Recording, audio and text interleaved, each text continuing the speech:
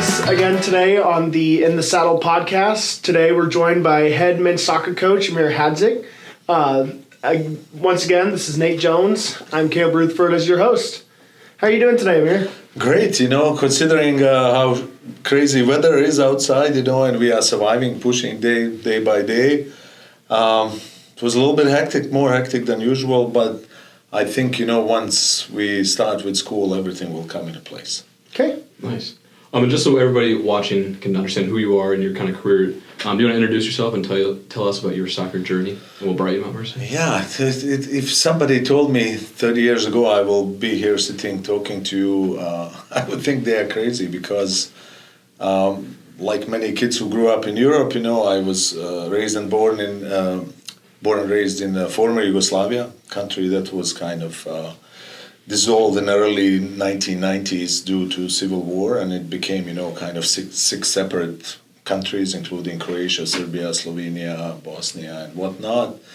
And, one day I was a high school student being involved in the Winter Olympic Games that my birthplace Sarajevo hosted, and you think your whole world is yours. And 8 years later, war started, and, I was like, what the heck is going on? So I was caught in a war for 3 years under siege in city Sarajevo. I escaped to Croatia.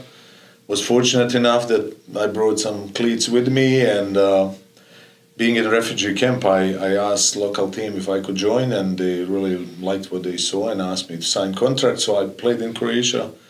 But war was not stopping there. I had the opportunity to move elsewhere.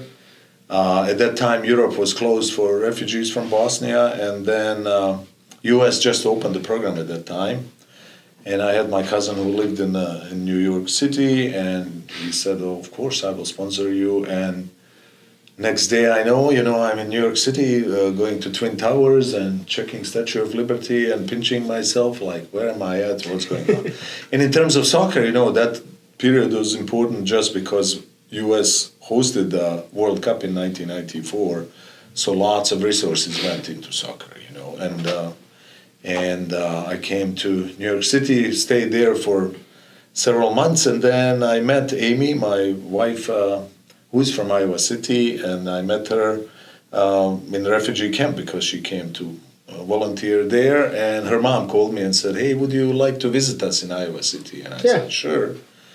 And I came, and very next day in the local paper Gazette, there was advertisement for men's soccer coach Mount Mercy. I had my scrapbook that I still have in my office with newspaper articles, pictures. That was my resume and CV. And thankfully, athletic director at that time, Don McCormick, offered me a job. I told my cousin in New York, "Hey, I'm staying in Iowa." He thought I was crazy, but I said, "No, this is the right place. People are friendly, good pace of life."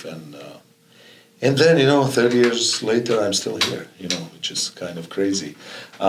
So I'm really happy that soccer caught up, you never knew 30 years ago where will it go, and became extremely popular, especially in the youth level, and makes life easier for us coaches and recruiting-wise as well.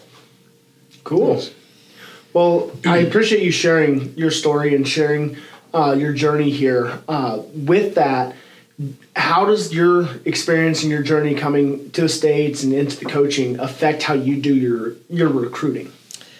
Yeah, that's an interesting question. In my, over there, sports are based on clubs, not in the high schools like here. So, you start in a club with 600 kids in the same age group, and kind of it goes up the scale, and then about 5-6 of us sign professional contracts, and at that level, you are either that good that they will right away tell you to play, or they will send you somewhere in a lower division to gain some more experience and stuff like that, So I was fortunate in that part of my career to be coached by some amazing coaches, and I kind of liked something from this coach and something from that. So I think my way of coaching is some kind of fusion of all those previous experiences that I had with coaches, and I think I found right formula in a way that it's not easy to survive 30 years in any job, and particularly in coaching, especially these days,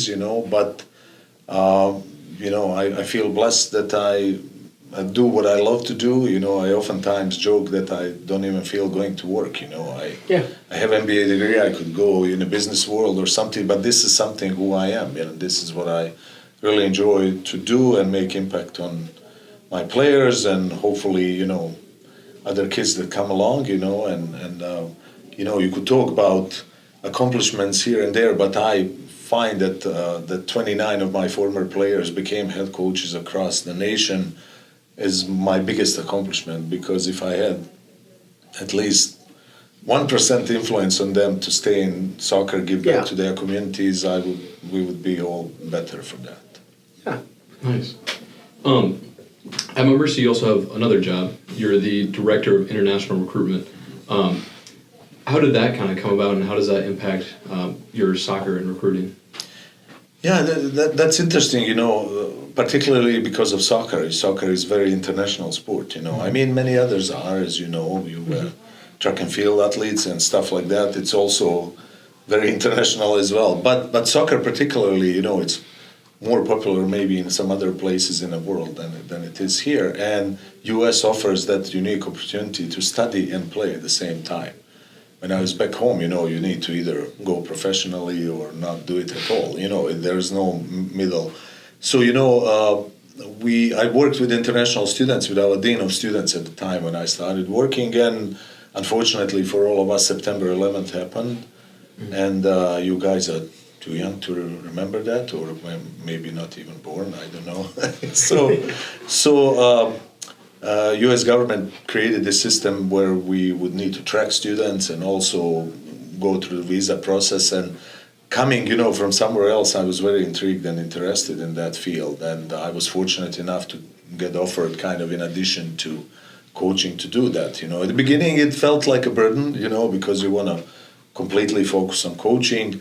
But then, in retrospect, it also helped me big time in terms of recruiting, in terms of knowing the trends, knowing visa process really well, explaining that to recruits, and I kind of worked with my assistant Joe on the same things, and he kind of listened through some of our interviews, and he kind of follows through, and he said, wow, this is so much easier when you know the time frame for visas or do this or that.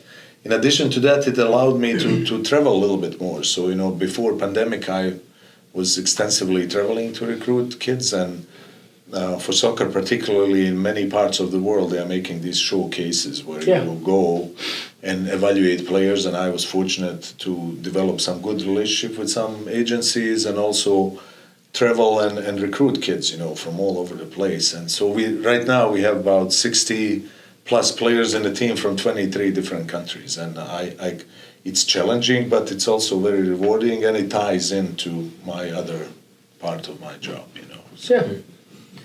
Well, as you mentioned, you have athletes from almost 23 different countries, if not more. With that, you have tons of language barriers, not just between the athletes, but between the coaches and maybe athletic staff. How do you work with that language barrier, and how does that affect your coaching style? Yeah, it is challenging. I start from myself. When I came here, I thought my English is perfect. But it wasn't. Obviously, I studied in school and everything else. But conversational English or phrases or something was something really crazy. Like I would. After I came here, some people at campus were really nice to me, and I wanted to buy a card and some gifts for students who really made me feel welcome. And I went to Hallmark and I bought the with deepest sympathy card, thinking, that I have some kind of feelings for those guys. And I show it to Amy, and Amy is like, oh, don't give this one, this is when somebody passes away. And I was like, so I kind of come from that background that I could understand that, and it's really challenging in a way. For some people from certain countries, it comes easier to learn English and they had more experience. For some, it's really vocally really hard and everything, like Japanese students, for example, just to kind of verbalize everything that and they really work hard in a classroom and also to become part of a team.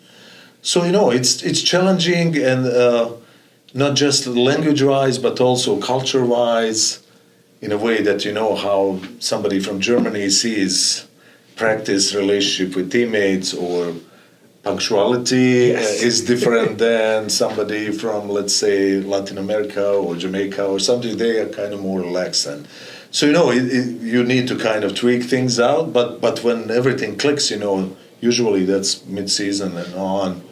It's kind of beautiful to see that everything can still get together. Cool. Yeah, very cool. So you were currently in the top 10 of NAI active coaches in career wins. What has success looked like over 30 seasons of? Well, you don't go in this profession for numbers, records, name recognition. I always joke about our stadium that way. I didn't do that for that reason. I just do this to make difference, in our players' lives. But, reflecting upon that, it's that longevity is really something special. I think we are fortunate at Montmorency to have that core of coaches, who are here for a long time and really care about this place, and we are just blessed that we work together and kind of help each other become even better coaches, motivate each other in bad times, but celebrate together in a good times as well. There's nothing better than work in that kind of environment. So 30 years it went in a blink of an eye, and I wouldn't change a thing. Obviously there were some heartbreaking moments, but there were some amazing moments too. And like in everything in life. But I look at those 30 years as something really special, and I'm really blessed to have that opportunity to coach this long. Yeah. Nice. Well, and as we continue into this upcoming season, what are some things that we can look forward to? Yeah, this was a very unusual season. I mentioned that at the beginning, reason being that we implemented for the first time in a long time our conference rule that you cannot start practices prior to a certain number of days, before first contacts. And I'm also chair of our conference for men's soccer, we were kind of surprised that our start date was tied to some other, sports. Yeah. But you know how it works with legislation. It's really difficult to change things overnight, and we coaches kind of approved that motion, and then it went to athletic directors. They approved it too, but now it needs to go to board of governors, which is meeting is in October, I think. So, we couldn't do anything for this season. As a result, we start on August 9th and first game is August 20th. And within those 11 two-a-day practices, you need to give 2-3 days off to kids. Yeah. So, what's the expectation after 8 days of real work that everything will be clicking right away, especially with the number of new players, about 15 that we have in the team. Oftentimes I joke with football, a new football coach, or with Jennings up in a men's basketball. How would you manage playing games, after just kind of getting to know kids, and let alone make who is varsity team or JV? It's really made our life much more difficult. And in addition, it really hurt our conference, I think, in a way. If you schedule non-conference opponents and they have 10-11 days more of practice than you do, you really don't put yourself in a good position. So in that way, it was short preseason, a little bit hectic, not just because of that, but we have lots of international students, and their visa interviews were delayed and stuff like that. So kind of circumstances beyond our control. And then now, with the hot weather and stuff like that, you need to kind of dance carefully around it to have good practice times to play. So very unusual, but again, very promising. We brought a good group. We returned great group. I was proud of our reserves, who after last year, if you are in a reserve team, you could either give up or just do it 50% or really try to make yourself better. And all of our guys really hit the weight room. We're doing everything in a spring training that they're supposed to, and as a result, we had the scrimmage the other night. It's really hard to differentiate now. We have really a team of 60 kind of really accomplished players, and just the little details will decide, who will be in a starting 11 or not being on a roster at all. I mean, it's a tough job for a coach to decide that, but it's also nice recognition that our program, maintains that level that we were for a long time. We play, in the toughest conference for many sports, including soccer. We had last year often 5 or 6 teams ranked in the top 25, including us, and then we had 5 teams in the national tournament. We had 4 teams in a final 16. Sometimes we have 3 teams in a quarterfinals from Hart. It's and we added then Missouri Baptist and William Woods, and they are both ranked teams. So really to make playoffs and everything will be really big accomplishment for everybody. And but we are looking forward to the challenge. For sure. You talked about having less practices than normal in the beginning of the year. Did that change what your plans were for practice, or do you have a good, after all the years of experience, do you have a good idea of what you do in the first week, always? Yeah, we kind of tweaked that a little bit. In a way, we needed to choose between 2 options. We could go really hard at guys and go through pain and soreness and everything else, and maybe even sacrifice first game or 2 non-conference in a way that we knew we cannot be 100% there, and come in the right shape, in terms of periodization and everything, when conference starts. Or we could, go a little bit easier, say, okay, we have time till conference time, and let's kind of gradually work on that. I tried those things in the past, and usually we would have a great September when we had that approach, but early October we would crash, and then till you start building again, sometimes it's really hard to catch up with the rest of the league and stuff. So we opted with this first approach, and we'll see, first couple of games, I talked to our SID, Noah, that it will be hard to even decide who is playing, and we will have some roster changes just because of this, how tight competition is for spots, and we really need to see players in a game environment to make that decision. So yeah, it was unusual, but we embraced it. I think the entire conference dealt with the same issue, and we are all in the same boat, so there are no excuses for anything. Nice. With this new way of starting and prepping your athletes for their first game, how are ways you can keep the team chemistry high amid some of this, but also some of the other struggles trying to compete within the harder conference? Yeah, it is challenging just because of nature again of our team. You have mostly international team, and kids cannot pinpoint exactly the flights or visa interviews and stuff like that. And then you have a case when somebody works really hard in the preseason, and last year's starter or All-American is coming 5 days later, and you want to reward this kid, but you also want to recognize one of your best players. So that's kind of the balance we need to have. And with this hard work, we always try to engage our team to build team chemistry, and that we get to know each other. So we, for example, yesterday had kind of fun day. We invited a yoga instructor, one of our former players' mom is yoga instructor here in town, and she came a couple of times, but she came yesterday morning and did really 45-hour session, on the stretching, and you could just hear guys, finding out some muscles they didn't know they have. And after that, we came and watched in our soccer suite some English Premier League and Bundesliga and La Liga in Spain. So it was so much fun on 2-3 different TVs, different games and cheers, and we are blessed that we have that at Montmorency. Each team has their own area, and we made it home. And then I brought a lunch for everybody from Zio Jono's. The other day we went to swimming pool and had some fun there.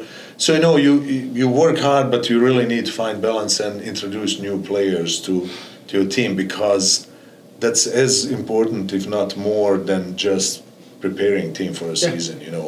Everything needs to blend together, and we are not naive to think that will happen overnight and even in the first couple of weeks, but we hope by the conference time that we'll be in a good shape there. Nice. I want to go back to something you said earlier about how hard you boys have been working.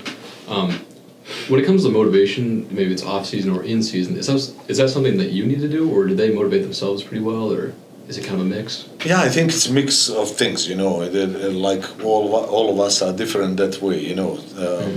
I was always intrigued with that sports psychology aspect of coaching, is why this approach works for this kid but not that, So I think over the years I was blessed to develop, first being player, I think my mindset is still, even though I'm coaching this long, coming from players' perspective. So, Yeah. I think I maybe understand them better that way. And then I have that personal approach that I really like to communicate. My office door is always open. Players come talk, I would rather, if they have an issue or they want to play a different position or they need explanation, I would rather deal with it right away than sweep it under the carpet and somebody's unhappy for 2-3 months, and then, we have pre-season kind of assessment of each individual player and talk to them, and then post-season as well, in which we also establish some plans and boundaries, what they need to do. And you motivate them, and then you see if they accept that right away, and you don't need to kind of follow up. Some guys are really great at that. Some guys you need to kind of tweak it a little bit or push them a little bit to go, But again, we are fortunate. I think that as a coaching staff, we have a good rapport with our players, and we can talk about all kinds of stuff, We often joke, parents come and from England or somewhere, and they say, wow, Aiden shares everything with you that he doesn't share with us. How is that possible? And that means, you establish that relationship, you trust players, you respect them, but it kind of goes both ways. And I think that's the way of coaching, that's the way to make pre-season a little bit more fun, to find that balance that we just talked for about. sure. So. Yeah. Going off of that a little bit, can you give us some thoughts on how last season went for not just you, but also for the team? Yeah, it was a really tight season in a way that between third place and 10th place or 11th on the table, difference was 1 or 2 points. As you know, in soccer, for win you get 3 points, for tie 1. We came to a situation prior to the last round of conference play with a zillion possible options and possibility of not 2 teams being tied or 3, but 4 teams having the same,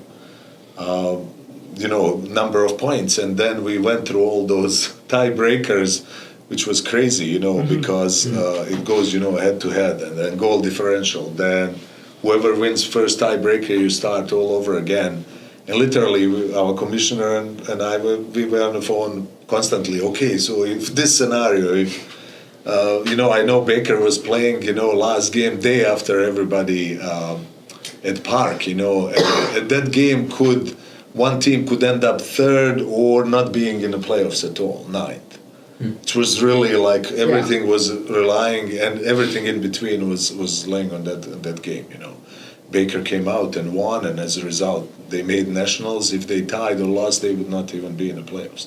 That's how close it was, So, again, I'm really proud. We used to go to nationals. It's really tough to do it in this league, but we know if we make it, and when we make it, we'll be ready for that big scene, because traditionally, in the last 5, 6, 7 years, hard teams won it 5 times. We often had 3 in the quarterfinals, So, if you go through this, you could be 8. Grandview was maybe 10 years ago when we just joined. They were 6th in the league and they were national runner-up, but 6th in the league. So I know this league will prepare us well, and we just want to compete and be. We haven't missed playoffs. I don't want to jinx it now, but if we make it that far, our goal would be maybe let's change it and play game or 2 at home, and be in that upper part of the table. But I think all other teams feel the same, and we'll work towards that goal. So the last year was good. We made playoffs. We played at William Penn, and William Penn was ranked number 1 of the top 5 teams in the nation. We had a lead, and then we tied the game at the end 2-2, and it went to the dreaded penalty kicks. It's like deciding basketball game with the free throws. And unfortunately, one of our players, who is now GA, decided to shoot the ball in the middle of the goal. The William Penn keeper dove for a ball, but with big toe, I think he just touched the ball, with that trailing leg, and ball kind of didn't go in the net, and that was the difference, 1 inch or half inch. And guess what? William Penn goes to nationals, and they ended up in national finals, and that tells you we are in each game, we could play with the best of them in the nation, and that's encouraging for us as a coaching staff and our players as well. Yeah. Nice. So how does the results from last season, everything you learned, how does it impact this season? It is kind of a setup, especially if you have younger team, and we had lots of seniors also in our team, so younger kids kind of learn what works, what doesn't from the best, really. Mm-hmm.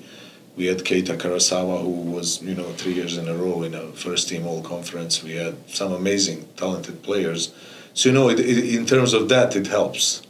Many kids come with a preconceived notion how this league looks like or how soccer is played in the United States, Oftentimes I have kids from traditionally strong soccer countries like Brazil. They think it's enough just to show up, but then they realize how tough it is, physically and demanding, and it's not only playing games, as you know as athletes. It's travel time. It's manage academics together with it. How do you recuperate when ice machine is broken, isn't it? And stuff like that. So I think it's a learning curve, and I think last year was that way eye-opening for many kids who are now carrying the torch, and will be one of our main players. So as long as you learn from that experience and move forward and don't hold on to grudges, or you had a bad game or bad part of the season because of injuries, and you just think it will go that way again, it's not the right way to do it.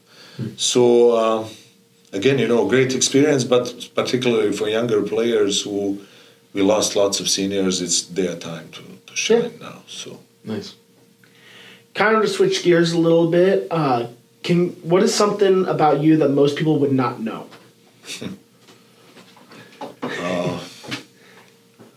I don't know. It's. I'm here 30 years, and I didn't change accent. People still ask me where are you from and stuff. So I don't know. It's a good thing or bad thing,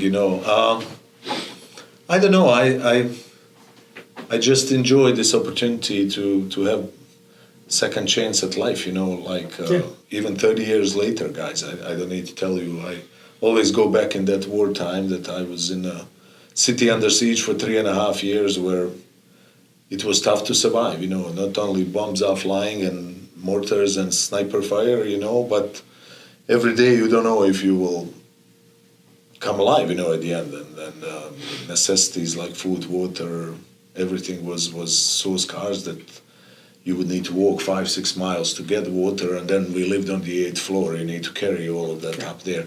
So I learned, from that war, something that many people maybe don't know, that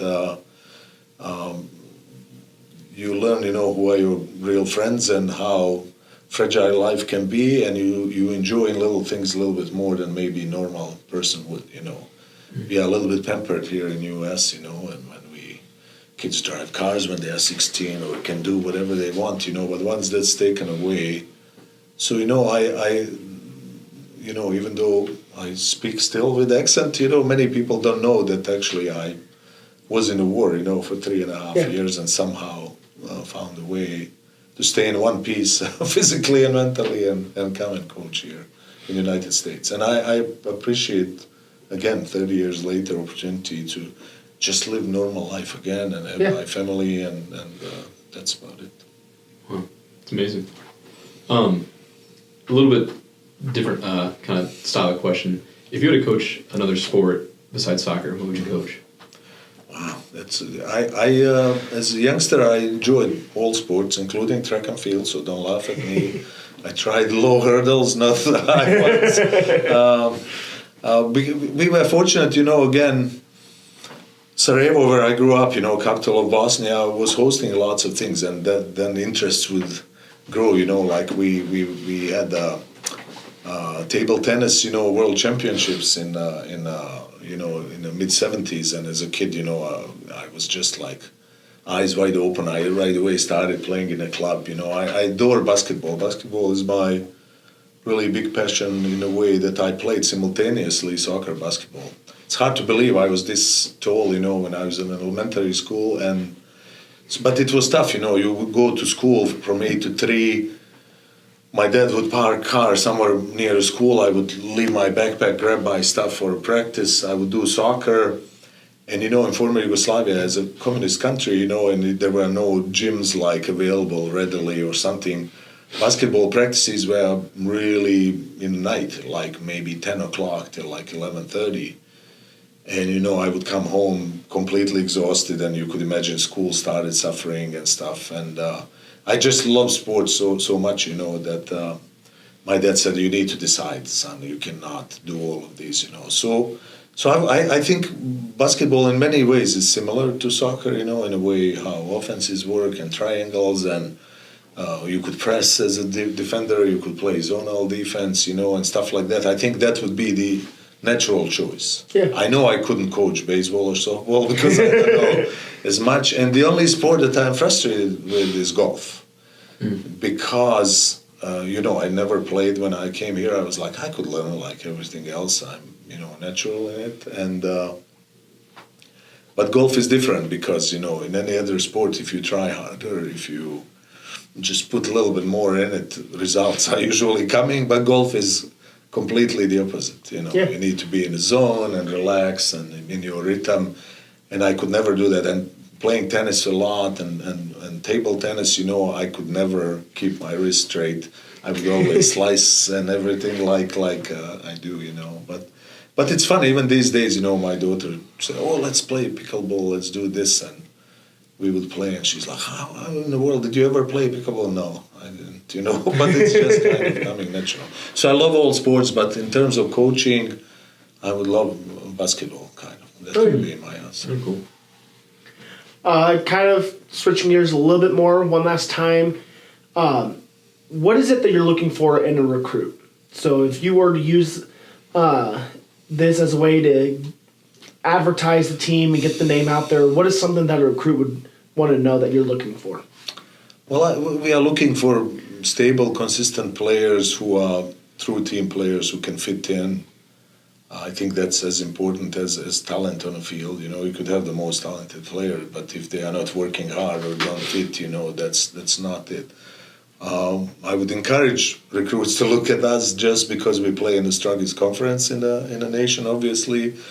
If they want to become better, they could come here and play. JP, my long-time assistant coach who played for me, who coaches also at Cedar Rapids, Washington, we kind of reflected upon that last year, that rarely, if ever, we have a player who doesn't improve being as a part of our program. Obviously, when you see difference in kid between freshman senior year, and they recognize that and say, "Wow, I thought I was a great player, but look at me now, 4 years later."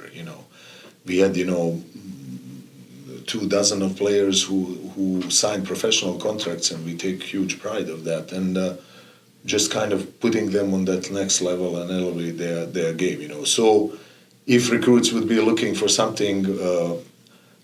To improve their game and also be part of a program that's kind of very level, no ups and downs, no big changes in terms of personnel or the style of play or stuff like that, this would be a great place for them, for sure.